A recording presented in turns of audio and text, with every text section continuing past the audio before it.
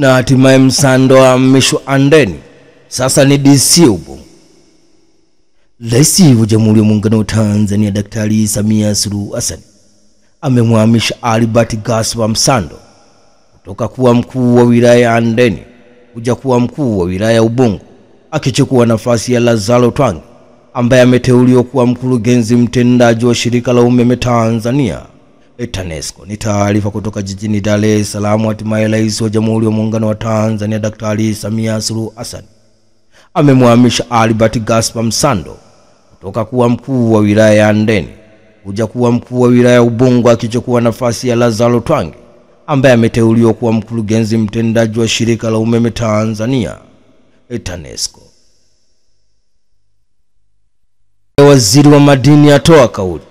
Serikali kupitia Wizara ya Madini imetoa siku 30 kwa wamiliki wa kampuni 95 za uchimbaji wa madini kujibu hati za makosa kutokana na wamiliki wa leseni hizo ukiuka masharti ya leseni kama ilivyoainishwa kwenye sheria ya madini kwa kutoanza shughuli za uchimbaji, ambapo amesema kampuni 7 tu kati ya 95 ambazo hazijaanza uchimbaji zimelaza mtaji wa shilingi trilioni 15.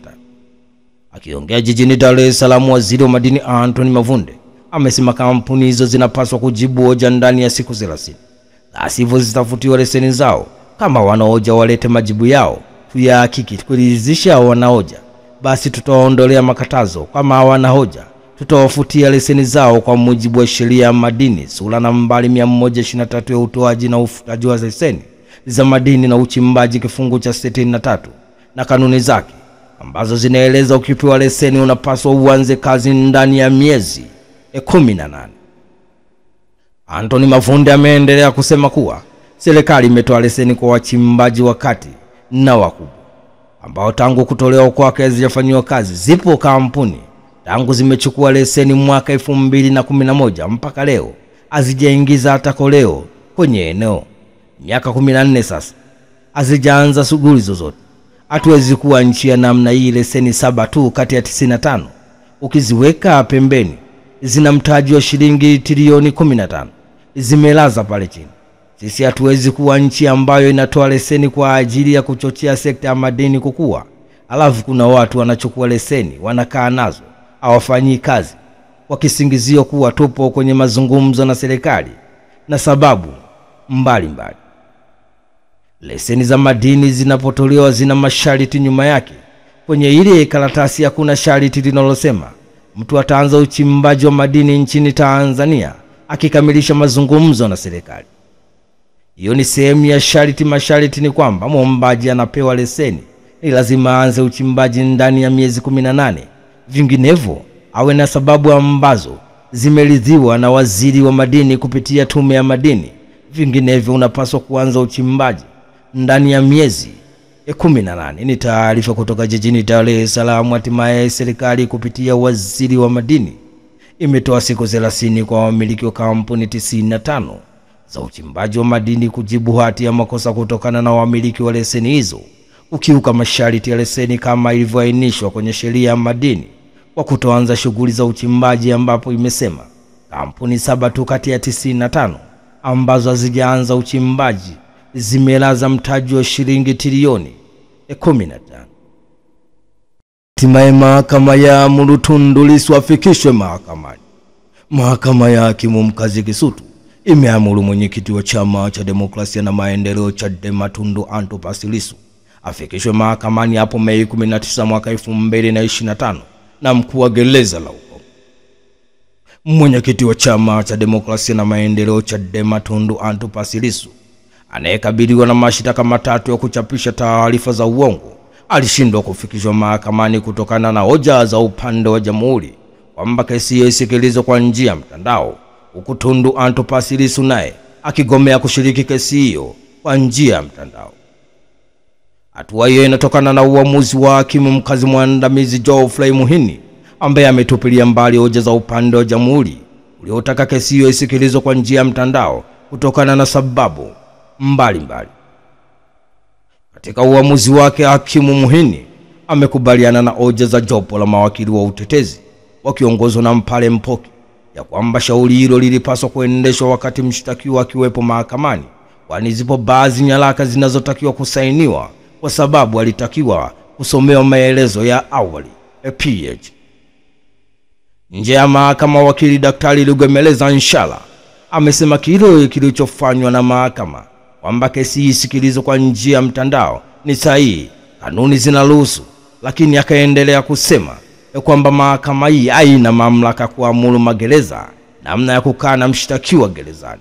Ni taarifa kutoka jijini Dar es Salaam. Hatimaye mahakama ya hakimu mkazi Kisutu imeamuru mwenyekiti wa Chama cha Demokrasia na Maendeleo Chadema Tundu Antipas Lissu afikishwe mahakamani hapo Mei 19 mwaka 2025 na mkuu wa gereza la Ukonga.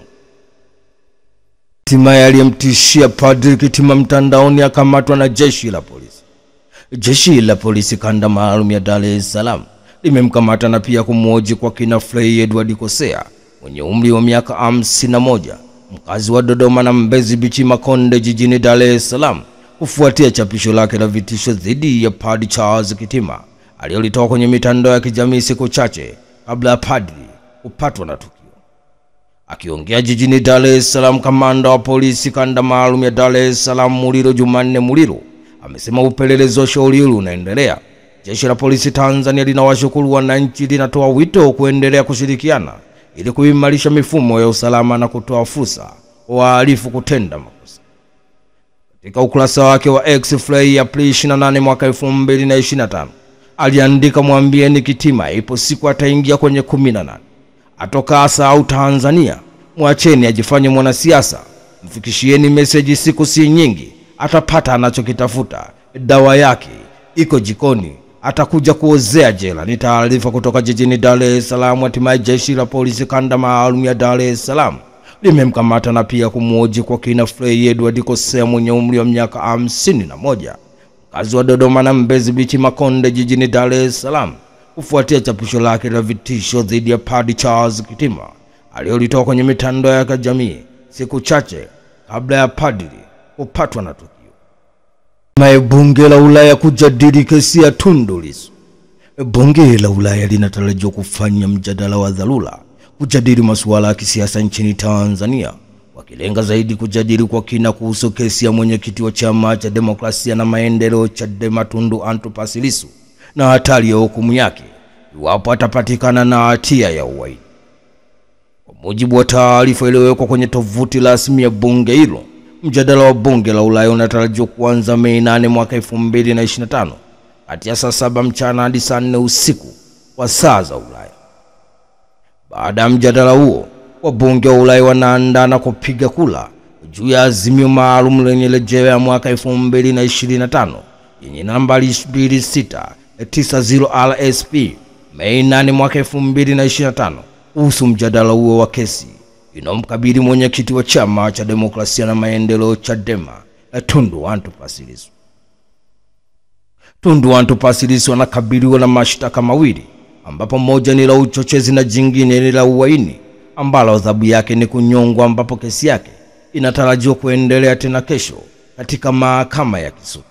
Ni taarifa kutoka jijini Dar es Salaam. Hatimaye bunge la Ulaya linatarajiwa kufanya mjadala wa dharura kujadili masuala ya kisiasa nchini Tanzania, wakilenga zaidi kujadili kwa kina kuhusu kesi ya mwenyekiti wa Chama cha Demokrasia na Maendeleo Chadema Tundu Antipas Lissu na hatari ya hukumu yake iwapo atapatikana na hatia ya uhaini.